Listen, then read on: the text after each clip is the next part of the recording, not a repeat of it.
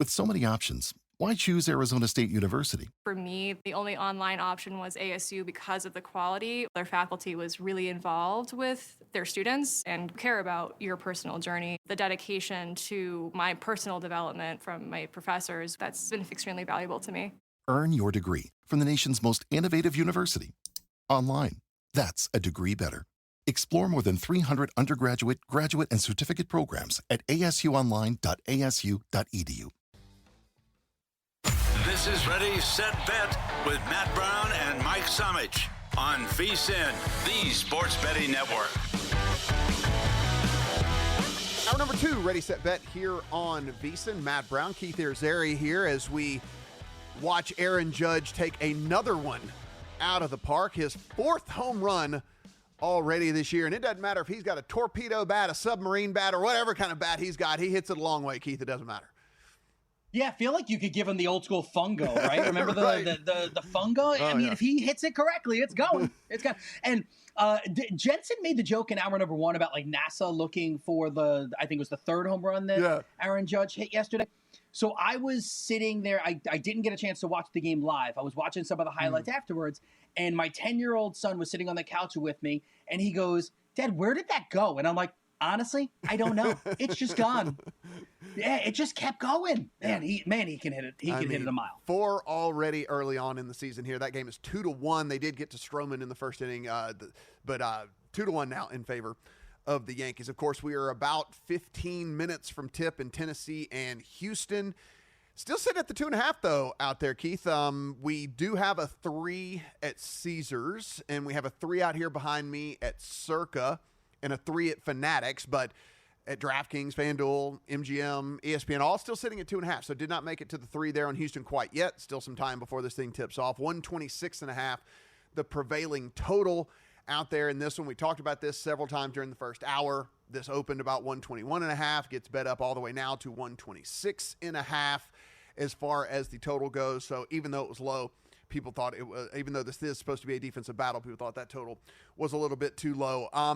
To put a bow on this one here, Keith, like I said, I mean, 2 of the best defenses in college basketball going at it here for me. If I think it's going to be a rock fight, there was 3.5s available yesterday. I took the 3.5 on Tennessee. I think on the other side of one possession in a game that's supposed to be super low scoring, in a game that is going to make every single possession matter, I will go ahead and take the other side of one possession. So that's kind of really just the handicap in a nutshell here for me. Houston does shoot it well from 3. They just don't shoot a lot of it.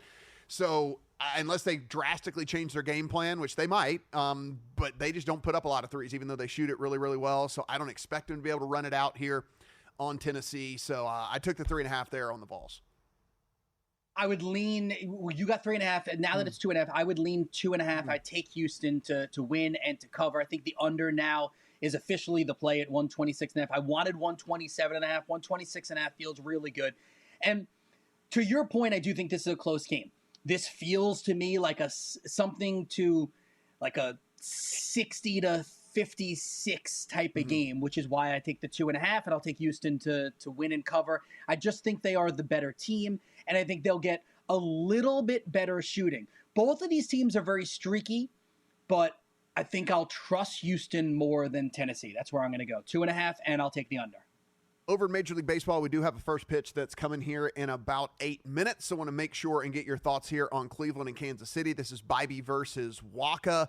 This is about a coin flip on the money line out there, about 115, 105, something like that. Sitting, prevailing at a 7. There is a 7.5 out there as far as the total goes here in this one. How are you looking to play it?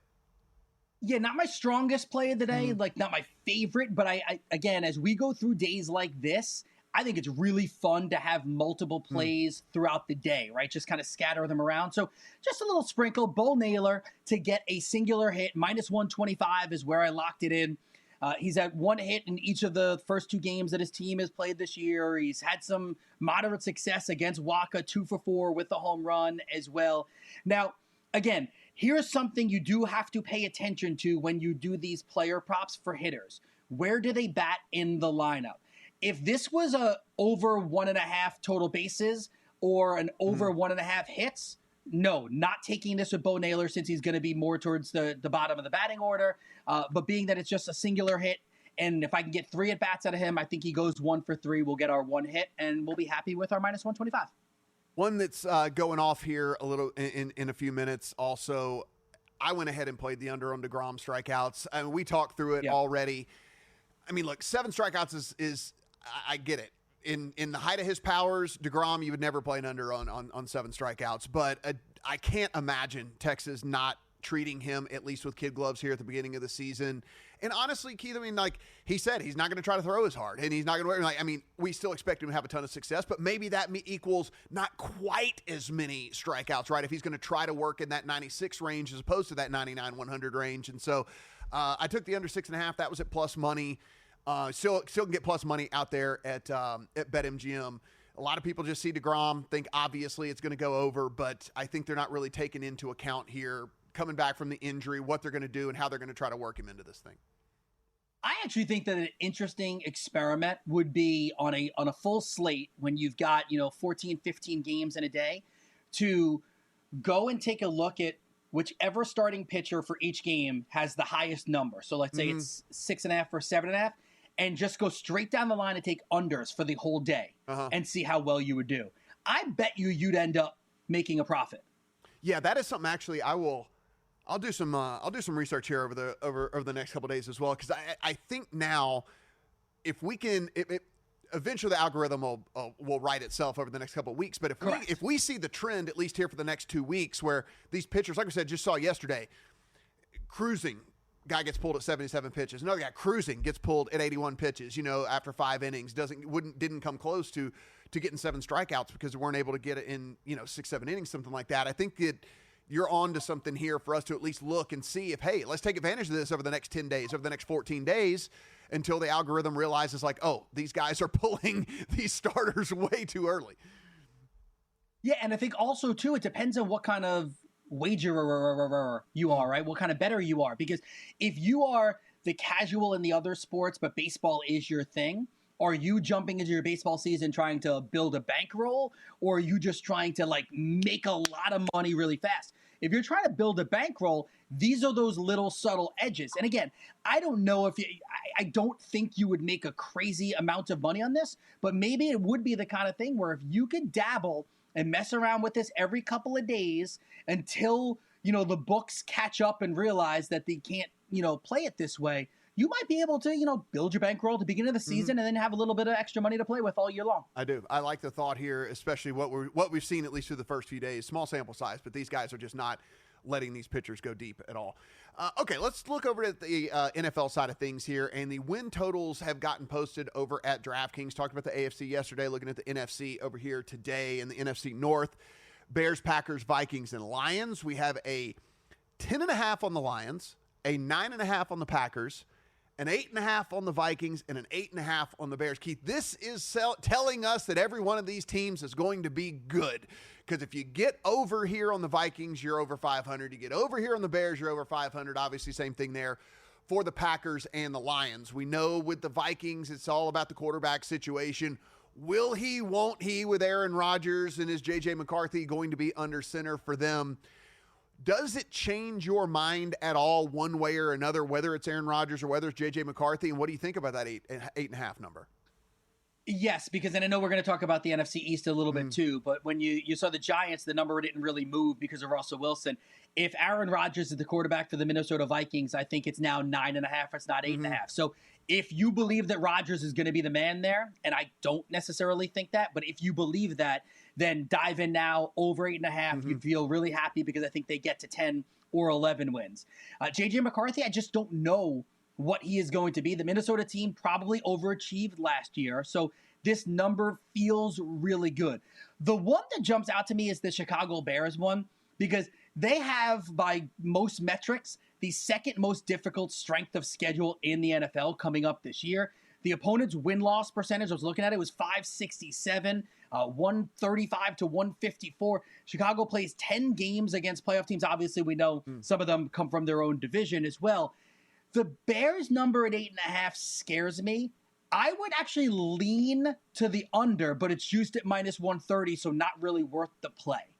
Yeah, I bet the Bears under win total last year early, often, as many times as I possibly could. It was my favorite win total bet of last season. I'm hoping that whatever they do in the draft gets the fan base like pumped up again, and we get this thing bumped up to 9.5 like we did last year. So I don't know why we had the same number posted last year for this Bears team, and this Bears team is at least exponentially better what you would have to think with what they did in the offseason comparatively to what they were last year. So hopefully we get a little fire going on there and we get some stuff, and maybe this thing gets bumped up to 9.5. I would love to come in on the under on that side. As far as the Packers and Lions go, for me, Keith, I look at this Lions team. I don't know if there's any reason for me to think that this would go towards an under. I think if anything for me, typically stuff like this, I look to play unders because things can just go wrong. Things can just go haywire for a lot of teams. But with the Lions, as good as they are, as stacked as they are, if we do think the Vikings take a step back as well, which I kind of think both of us here do believe that, I can't see myself getting to an under there on the Lions. Yeah, Lions are probably going to win 11 or 12 games. The over is probably the play. It's whether or not you want to invest in minus 110 for a full season on that. Probably the coolest one here would be if you are down on the Packers at all, like if you think that Jordan Love is going to be a guy that is in and out of a lineup, if you don't necessarily believe in those wide receivers, even money on the under at 9 wins, I'm not playing it. But I actually think that's the best value of the NFC North. Yeah, I'm a eternal Packers skeptic, and so okay. I just so then you might like that one. Yeah. Like I am an eternal Packers skeptic. I just don't know if they have the playmakers to get it done on a year-to-year basis, and I'm not sure what Jordan Love really is. I think he's fine. I think he's probably above average. I just don't know if he's really good or not. So I'm an eternal skeptic there of this team as well. So I definitely would be leaning towards an under. And a little bit of even money. It's not bad for me there for sure. Okay, guys, when we come back, Vaughn Dalzell going to join us. We're going to see what he thinks about these basketball games. We do have that one tipping off here in about 5 minutes. We'll squeeze in his opinion, I promise. See what he's on, see if you want to get it in your account.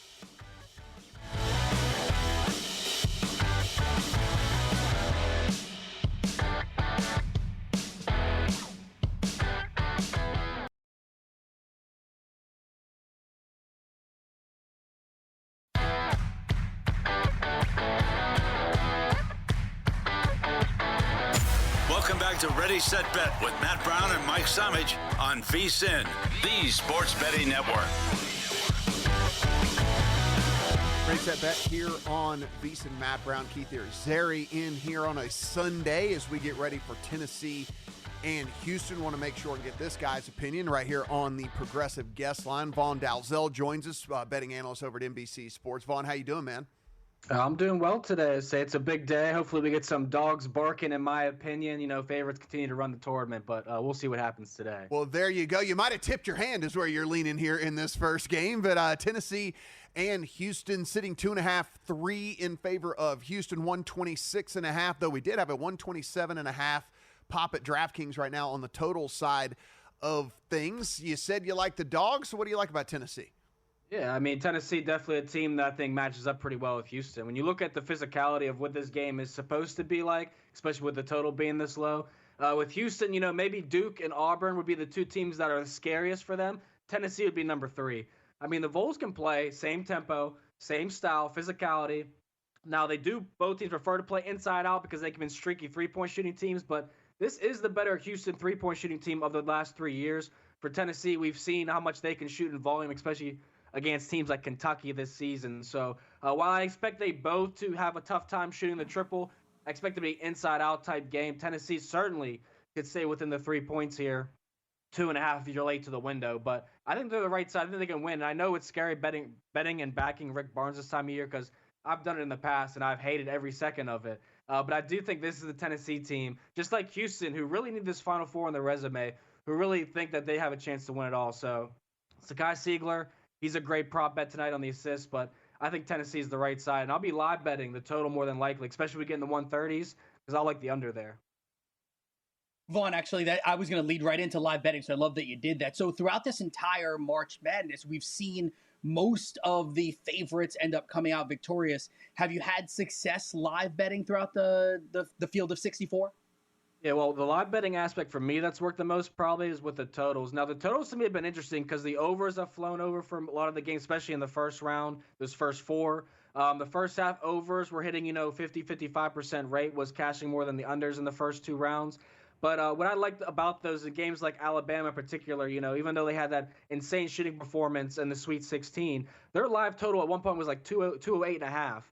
And they end up scoring around the 180 mark. So, you can get some great cushion, some great numbers on these games. And I mean, when you're looking at live betting, last night I had Texas Tech plus 7.5. So I was chilling for the majority of the game. But, when you're getting Florida now at 6.5, 7.5, 8.5 with 4 or 5 minutes to go, you certainly want to jump on that. And I thought about it more than once last night. And when Texas Tech or any team in general leaves the door open with, missed freebies on the front end of a 1-on-1, you want to get involved with other teams because you're leaving the door open. You're letting funky things happen. And with a team like Florida, obviously, they can win a game like that. So, yeah, I think live betting is very important, but you got to see who's leaving the door open. And I think a team like Auburn, who we'll talk about too, they're a team that leaves the door open a ton. You saw how they played in the first half against Michigan. They turned the ball over so much. So I'll be interested how they play today. Talking to Vaughn Dalzell. You can find his work over at NBC Sports. Vaughn, one last thing here with Tennessee-Houston as we get ready to tip off on this thing. If you like the Tennessee side, do you pull the trigger on the money line, or do you want to feel comfortable having those 3 points? Yeah, I mean, the majority of teams in the Elite Eight, Final Four, when we get this deep in the season, if they're covering, they're winning the game as well. That goes for the teams that are favorites or underdogs. So last night was a very rare case, I'd probably say, where Texas Tech covers and Florida wins, especially in that seeding scenario when it comes historically against the spread trends. But, yeah, I think Tennessee on the money line is worth a play. I sprinkled them, for a quarter unit, and I'll probably play them at halftime if they're down as well. I did that with Texas Tech last night, and I regretted it, but hopefully I won't regret it today. How do you handle a day like today, or even the last couple of days where you've got, baseball, you have hockey, you have the NBA, you have women's basketball, you have men's basketball? Do you kind of like diversify, or do you focus in on one thing? Yeah, right now it's all college basketball for me. Then MLB futures, I think, is a great play, great market to be in because daily baseball betting, I did it for 2.5 years, 3 years at NBC. And then last year I was like, let's just focus on the futures because it really tears you down when it comes to NBA, college basketball, and these other sports coming up. So, try to diversify in a lot of ways. But I think the futures market with guys like O'Neal Cruz, who I tweeted about yesterday, at 150 to 1 to lead the league in stolen bases. He stole 2 last night. He's now the league leader at 4, which is very early, but his odds are now 30 to 1. That was overnight. So you want to be looking for these type of mispriced markets where guys are jumping the gun a little bit early. You're not going to get any value on Aaron Judge in the home run market right now. But it certainly looks like you should get some money down on him to do that because I'm going to do that today, honestly. But, yeah, I think that you need to think about how you're betting. It's not much value betting day-to-day baseball right now, but I think long-term futures market is the best way to be betting it. On about 5:05 Eastern, we will have Michigan State and Auburn tip-off. This is now out to 5.5 at most books in favor of Auburn, 147.5 the prevailing total as we get going here in this one. We have seen Auburn stumble down the stretch leading into the tournament, which kind of carried over maybe into their first couple games. Do you think that they are back on the right track here, or do you think that Sparty can go in and take advantage? Well, I think that what you said is very true. They stumbled in a little bit here. Alabama State, they were cruising against them. Then you see that team going a 9-0, 11-0 run against Auburn. You're like, what is going on? In the following game against Creighton in the first half, they play with their food a little bit. Creighton ends up leading at the half. And against Michigan, you had the most turnovers in the season in your first half. So certainly it looks like Auburn is a team that is not, in my opinion, worth backing right now. We don't see them playing in great form like we're seeing Duke or Florida. Even when Florida continues to be challenged against UConn, they came on the right side. Against Tech, they came on the right side. I have questions if Auburn's going to be able to do that today. So, I did play Michigan State at the 5.5 number. I'm kind of thinking maybe I should be going first half plus 2.5, 1.5, or plus 1.5 to 2.5 here also, just because I know the Spartans, they're physical. They can match up. They don't want to let Auburn get in transition. That's all Auburn wants to do. Some of the worst shots I've ever seen in college basketball were taken in that first half on Auburn against Michigan yesterday or 2 days ago. And I don't think that they're going to be taking the same type of shots against Michigan State, but at the same time, the Spartans are not going to let the 3 fall for them. So life will be difficult for Auburn in the first half and the second half. I like Sparty here, and I know that their 3-point shooting is why people say they can't win a championship, can't make the Final Four. but I don't think you're going to need it that much against this Auburn team. Vaughn, in hour one, I was talking about this too. I think Auburn actually does end up pulling this out at the end of it, but the first half play is the play with Michigan State. I love that you did that. So much is being made of NIL, transfer portals, all of this stuff that is kind of maybe going to limit the future of Cinderella in March Madness, right? Do you think, or at least how much of this will you bank in the back of your brain next year when we're in this exact same spot leading in and trying to figure out if 1s, 2s, and 3s are all going to be the teams in the Sweet 16?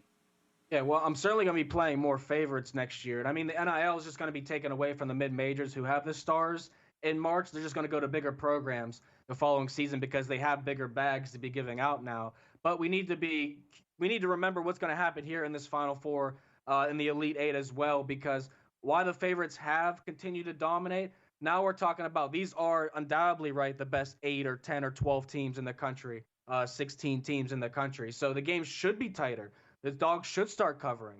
And I think that's the angle that I'm kind of looking at here and why I played 3 out of the 4 dogs here in this Elite Eight region the past 2 days, because I believe that the games are going to be tighter, the competition is going to be better, and the players will all be more talented than what we've been seeing. So, yeah, I think Cinderellas are kind of dying as the days go on, as the NIL continues to grow. But, I mean, college sports, we have to continue to grow in every way that we can. And it's very hard to accept the reality of some things, especially this time of year with the Cinderellas. But, I mean, I can't complain when some of the games we've been seeing are some of the best games of the year. So, I mean, I do like the product we've been having, though, in March.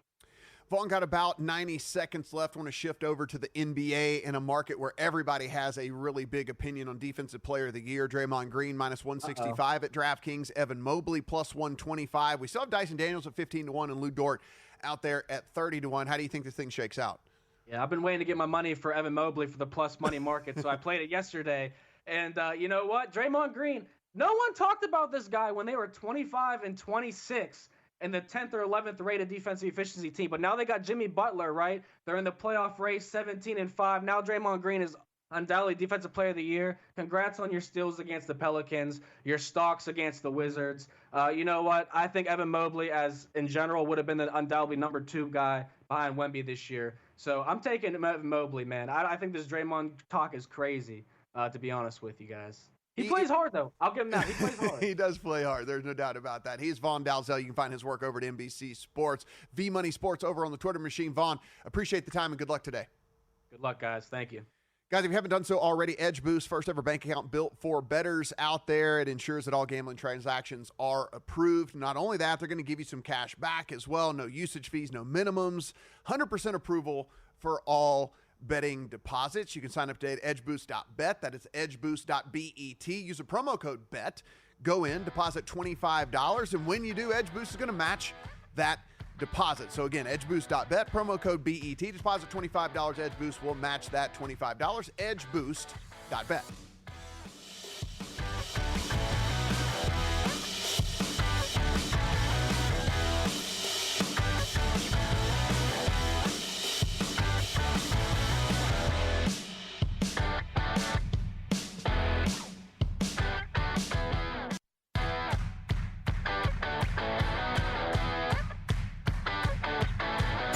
Welcome back to Ready, Set, Bet with Matt Brown and Mike Samich on VSiN, the Sports Betting Network.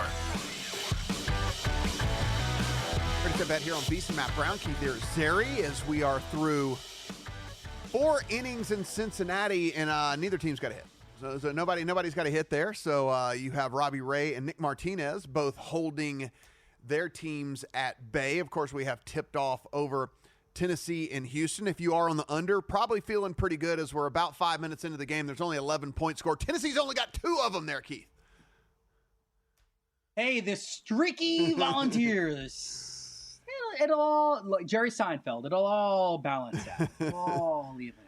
Yeah, we are looking at a 1 for 5 from the floor, 0 for 3 from 3, and they actually did get to the line and missed both of them. So they missed 2 free throws already. 4 of 8 for Houston from the floor, 1 of 2 from downtown. You also have a couple of turnovers early here for Tennessee. So sloppy play, sloppy shooting, sloppy everything for Tennessee so far.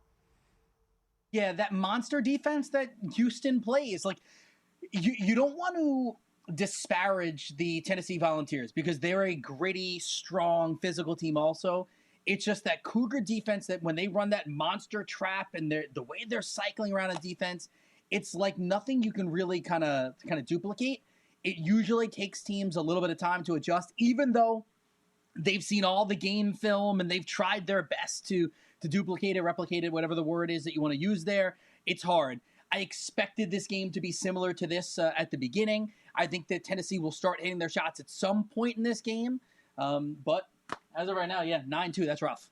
If you were on the fence about the Vols, you can catch 6.5 now at MGM. So if you were on the fence, again, it's early and it doesn't look like it's going to be a very high scoring game. So 6.5 is at least a little bit interesting, I would think, if you were at least contemplating the Vols pregame there in that one.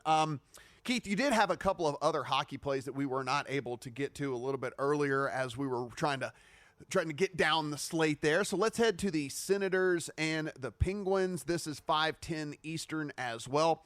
-142 Senators on the money line, +120 for the Penguins at home as dogs. 6.5 is our total. And let's head to a shot market. Yeah, Pittsburgh is very, very porous as a defense. When you look at the Penguins, you could argue that they are the worst defense in all of the NHL. They allow the second most goals per game. They allow the fourth most shots per game against them. So I'm going to look at Brady Tkachuk here, and I caught it at +105 on DraftKings to get over 3.5 shots. Now, that is a lot, right? Typically, you like to play the 2.5 on the over. 3.5 is a robust number. Over his last 3 games, Tkachuk had 1 shot in his last game, so clear you would have lost that one, but he had 6 shots and 9 shots in the previous one there. So I think there's going to be activity, there's going to be opportunities here. And again, if you believe a lot of shots are going to happen, I would maybe put a sprinkle on the anytime goal there as well. And then we do have the Maple Leafs and the Ducks. That's about 8:10 Eastern time over there. -175 Leafs on the road. Ducks +145 home dogs. 6.5 total there in that one as well. Yeah, all right. So I love Willie Nylander here, and I think there's a bunch of different ways to attack this one. The shots market was not giving me the bang for my buck. You needed to get to the 4+ shots there so to get to the plus money. So if you want, that's fine. I'm good with it. Anytime goal at +135. When you look at the Ducks, they rank 21st in goals against them. They've given up 225 goals, so that's over 3 goals per game. That's not good. One game against the Ducks this season for Nylander, he had 7 shots and he scored once. So again, this might be a play where if you want to just go anytime goal, take it +135 and hope that happens. If you want to go for the 4 shots, you get to the plus money, hope that happens. You may want to do 3 shots and the anytime goal. That'll get you into, 2-to-1 range there for a parlay, and that could work as well. Again, I love the correlations of if you believe someone's going to play a lot and you believe that they have a chance to score, then they probably will take a bunch of shots. And if you believe they're going to take a bunch of shots, there's a good chance that they score. See, it all works together. Guys, sharpplays.com since 2011 has been building trusted relationships with major sportsbooks and sports insiders worldwide, provide daily updates on what top professional sports bettors and betting groups are wagering on out there, so you're always ahead of the game. They also have just launched an AI betting analyst, provides even more selections and reports, giving you the edge that you need. So head on over there. You can see everybody's record. You can see online logs right on the website there on sharpplays.com. So don't wait. Go ahead and head over there right now. Make sure that you are checking out all of the stuff with the sharp betting groups, with all of the sharp bettors, and, of course, their new AI betting analysts over there, sharpplays.com. Matt Brown, Keith Irizarry here as torpedo bats for life. Jazz Chisholm has gone deep again. So, yeah, seriously, torpedo bats for life. That's 2 days in a row here for Jazz. And then I don't know if Ben Rice used this one or not, but he also has gone deep. It is 5-1 in favor of the Yankees over the Brewers. And this is actually one of my worries about this Brewers team just in general. I know the Yankees have a bunch of really big bats in that lineup there, Keith, but I was worried about this Brewers pitching staff, which is why I didn't really like them in this division. And we have Savali going out there and just getting batted all over the yard today. So I came into this one and I'm kicking myself that I didn't end up giving out the play. I thought the over was going to be the play in this one. And actually I was looking at Jazz Chisholm, who has pretty decent if you just want to look at numbers for hitters against pitchers, I want to say he was like 2 for 4 in his career against Savali or 3 for 5 against Savali. So I thought that would be an interesting play. I was worried that there might be a little regression from yesterday, right? You hit like I joked earlier, you hit 400 and something home runs in one singular game. You think you would take a step back, but apparently this is what the Yankees are going to be. And there's going to be question marks about the starting pitching, and I think that's going to be a reason why Yankee detractors might take unders on win totals and might start, pushing back against the Yankees. They're going to hit a lot of home runs. They're going to hit the ball really hard most of the time. And in the regular season, it wins a lot of games. Postseason, we'll see how it plays out. But yeah, Judge hitting home runs, Jazz hitting home runs, Ben Rice, okay. Yeah, you get a home run. You get a home run. We all get a home run. I know. It looks like that, and we talked a little bit earlier, it looks like Aaron Judge is going to hit a bunch of them this year. Still scoreless, Phillies and Nats. Nola through 3 2/3 has 6 Ks there in that one against this Nats team. 5 hits on the board for the Phillies, only 1 for the Nationals as we're in the bottom of the 4th. Top of the 4th, Orioles 2-1 Blue Jays over the Orioles, I should say. There in that one. Chris Bassett's given up 6 hits, but has limited the damage there in that one. So again, 2-1 Blue Jays at home over the Orioles, 2-0 Rays over the Rockies at the end of the 4th inning. Marlins and Pirates knotted up at 1 apiece, and no hitter, no more for Nick Martinez. And not only that, he loses the shutout as well, as I'm pretty sure I saw Ramos run. Yes, it was Ramos who hit a solo home run there for the Giants. So they are now up 1-0 there over that Reds team. So that's where we kind of sit in Major League Baseball right now. Guardians and Royals just getting going, top of the 2nd there in that one. So we'll certainly keep you guys updated along the way. Okay, we didn't get to the NFC East, so just really quickly as we run through this, the Giants, Cowboys, Eagles, and Commanders. Eagles, as you would imagine, way out at a lofty 11.5 win total that gets posted. Commanders at 9.5 after what we saw from them last season and looking like they got better in the offseason as well. We got the Cowboys at 7.5 and then the Giants sitting there at 5.5. You're there in New York, though not a Giants fan, but at 5.5, it is a little bit juiced towards the under. If the Giants play it smart, they better not win more than 5.5 games. They need to try to be back at the top of the draft again next year with all the holes there in that offense. I could only lean towards the under for the New York Football Giants. It's clearly the only lean you have there. I love these random Giants fans. And again, I'm in New York, right? The random Giants fans, man, we might make a little run. I'm like, no, you don't want to make a run. Stop. What's your run? To 7 wins? That's a greatest scenario. And then you don't get Arch Manning or you don't get the QB that you want. No, you want to stink, but you want some of your young players to show you why they're talented. That's what you want. The under is the play here. I think the over in this one is the Commanders. I think they will win at least 10 games. They did enough in the offseason to add to what is already really good. Now, I do understand that there's going to be a lot of people that wonder, is this going to be a C.J. Stroud sophomore type of year for Jaden Daniels? I don't think so. And maybe I'm biting into that apple, but I think that Jaden Daniels is going to be Jaden Daniels. Like, I think he's going to be a borderline elite QB, and I think that's what he is. I absolutely loved what they did in the offseason. I'm with you. I think this is definitely a 10-win team. I'm not looking for a ton of regression for him because, again, you actually added on the offensive side. So he was able to do that kind of with a cobbled-together offense last year. You add Debo in there. Now you can take a little bit of the pressure off of McLaurin, who was really their only guy that was worth anything there on the offensive side of the ball. I'm with you there on that one as well. The number seems right for the Eagles. 12-5 seems right for me. I don't think there's really any edge there on that one. Yeah, no edge there. The Cowboys are an interesting one. 7.5 wins. Feels like they should get to 8, right? I guess that's the play, but I wouldn't feel great about it. We'll update you guys on Tennessee and Houston. Tennessee is not scoring very many points in this game, so we'll see if they do anything while we're on break. And, of course, we'll come back, give you that newsletter pick of the day as well. Steve Mackinnon has simulated this NASCAR race. We'll let you know what he says.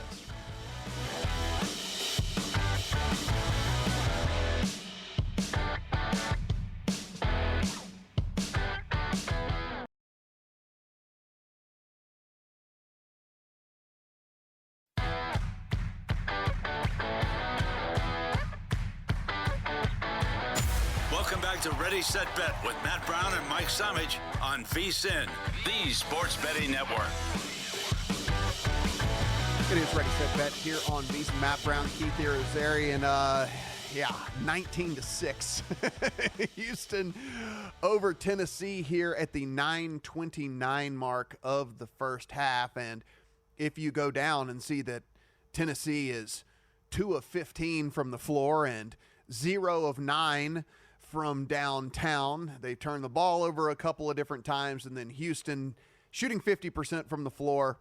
That's really all you need to see here. And, you know, Keith, you said it before when we were handicapping this game. I mean, Houston's defense, as good as Tennessee's was, which was third best in the country, Houston was number one. I mean, it was the absolute number one defense in all of college basketball. And so far, so good for them as they have just been smothering Tennessee.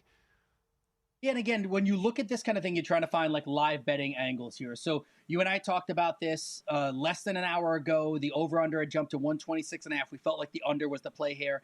The over-under now is 120.5. I want nothing to do with it because I have no idea how the rest of this game's going to go. But with a 19-6 lead for Houston, again, if you've watched Tennessee play all year long, they are very streaky offensively. Typically, they're very good defensively, but streaky offensively. You can get Tennessee right now plus 10.5 on most sites. Yes. So if you are a Tennessee backer, like that would make a lot of sense to hop in here. Yeah, I would. Again, if you don't even have to believe in regression to know they're not going to shoot 13% from the floor and they're not going to go 0% from three. So they are 0 for 9 right now and they are shooting 13% from the floor. There will be some sort of positive regression. And, you know, to be fair, it's not like Houston's lighting it up either, really. You know, I mean, they're 1 of 3 from downtown as well. I mean, they've only made 1 3. We said they don't shoot a ton of them as it is anyway. So, yeah, I think this is one of those opportunities. If I wasn't already, you know, buried here on Tennessee, I would probably come in and take the 10.5, just assuming that things will kind of right the ship here in this one. But again, early on, big time struggles here. This Houston team is definitely getting it done on the defensive side of the floor. When we head over to Major League Baseball in the games that are in action here, Keith, we talked about it a second ago. It was 5-1 in favor of the Yankees. It is now 5-3 in favor of the Yankees as Jake Bauers hits a 2-run homer there in the top of the fourth. So Stroman has given up 3 earned through 4. Savali's day is done through 3 innings, so they saw enough of him as he gave up 3 homers there to this Yankee squad. But you said you had to lean towards the over, and it looks like that is going to definitely get there as we have 8 runs here in the 4th inning. I think that's going to be something that you're going to have to pay attention to a lot with the New York Yankees this year. It's going to be fascinating to watch how the books continue to adjust. You know, you get the 8.5 seems like the good number. I think we're going to get a lot of 9.5s for the overs for the Yankees. We're not going to get Colorado Rocky games. Yeah. We're not going to get the 10.5s and that, but I think we're going to get a lot of 9.5s, and you're going to have to decide whether or not, because if the Yankees can get you 6, are they giving up 4? Mm-hmm. That's going to be kind of your feel. The Phillies and the Nationals, we were talking about, Aaron Nola was rolling, and then the Nats go for 3 there in the bottom of the 4th. He has struck out 7 of them along the way, but in that 7 strikeout, he has given up 3 earned as well for this Nationals team. And Keith, I try to kind of monitor these lineups throughout the course of the early part of the season. I don't try to overreact too much to all of them, but I know Dylan Cruz was kind of some people's under the radar guy to lead the league in steals. They were saying, you know, hey, listen, if it's not Ellie, maybe it could be Dylan Cruz. Well, in this one, the Nats have moved him down to the 8 hole, and like he's certainly not going to steal. He's not going to lead the league in steals if he's hitting out of the 8 hole. So I think something for us to monitor here, kind of moving forward, if they have decided that at least on some days he's not going to lead off for them and he's going to move down there, then that's certainly something I think we need to dodge. Yeah, you got to pay attention to that. I'm also looking. So Bryce Harper, he does have we have a hit out of him, so that's a good thing. Part of the parlay was that the Phillies had to win, though, so that's an issue now, being down 3-0. Just taking a look at some of the other plays that I gave out. Bo Naylor, his first at bat, he's 0 for 1, although the Guardians are up 1-0. Yeah, the one for me looks to be dead. Robbie Ray's through 5. He has 4 Ks through 5. He's got up. We're about to see what they're going to do here, Keith. We talked about like it's only at 61, right? And so it's only at 61. So we're about to see if these managers really are getting to the 5 inning mark and not even worrying about pitch counts anymore and just saying, all right, 5 innings is good enough. That's what we're going to be at. But Yes, he is. He's sitting here, 5 innings, 4 Ks. And if I look at this correctly, is this still the case? Oh, he is throwing a no-hitter. Yes, he is throwing a no-hitter. Oh, I was just about to ask you what you said. You know what I was trying? I wanted the first time you and I are working together. I wanted to know what you would do there. So it's not just a no-hitter. There's another word for it. Oh, is he? What he's doing? Oh, yes. Oh, yeah. So they can't pull him, even if it is the first start of the year, right? You can't pull him. Right? You can't do it. I think you have to let him go at least another inning or two. Yes. Because of it. And he's only at 61. He's only at 61. I mean, you got to.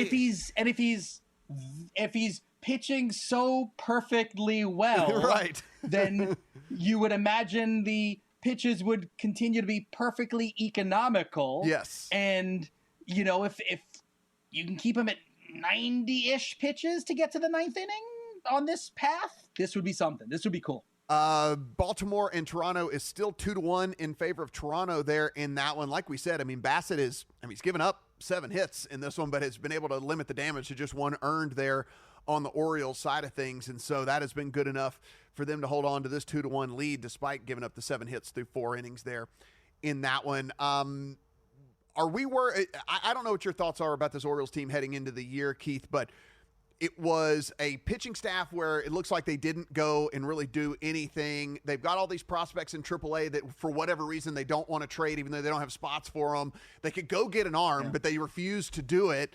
I actually bet them real early on in the summer, and then I regretted it. Ended up taking a Red Sox ticket in that division. What do you think about this Orioles? What's the ceiling for this team? I think the ceiling is to be the second best team in the AL East, but I'm not sure they're even that. They might be the third. The Boston Red Sox were the sexy team, right? They go get Garrett Crochet. They add in Alex Bregman. You wonder how it's going to work with Devers. By the way, Devers 0 for 1 already today, so he continues the struggle bus for him. The Red Sox are going to be very, very live all year long, and I already told you, I think the Yankees are going to win like 94, 95 games. They're going to mash home runs, and then they'll probably, flame out in the postseason. They'll do now. Them too is going to be an interesting one because, no Garrett Cole this year. If Max Fried and the rest of the starting pitching staff is above average, will they go out and try to get a Dylan Cease or a Sandy Alcantara or someone like that at the break? Because at the deadline, if that happens, I reserve my right to change my opinion on how they would do in the postseason. Because if they had one of those guys, I think it changes. Back to your question at the beginning, though. I think the Baltimore Orioles are what we think they are. They're an 89 to 92 win team that is going to be very alive, very available out there for you, and they're going to win a lot of games, but they confuse me too. You have all this young talent, but you're not doing anything with it. So what's the point? I'm very confused by the Baltimore Orioles. You and me both. I sit here and was waiting all season on okay, listen, you don't have a spot for Kobe Mayo, move him. You don't have a spot for him, move him. Someone will covet him. They don't do it. They stick him back down in AAA. They've got all these guys in AAA that would start for 20 other teams, and they just refuse to go get arms, and that's going to limit what you can possibly get. I don't know. It's crazy to me. There in that one. Early on, Twins and Cardinals. That's the end of 2. 3 on the board for the Cardinals here in that one on Bailey Ober and the Twins. Who went deep? Oh, Victor Scott went deep there at the bottom of the order for the Cardinals. The speedster guy known for his speed ends up going deep there for this one. So a 3-run homer for Scott and the Cardinals. A 3-1 lead early on in that one. 22-8 at the 6:30 mark. 22-8. We have 30 points in this game, Keith. 30 points in this game at the 6:20 mark.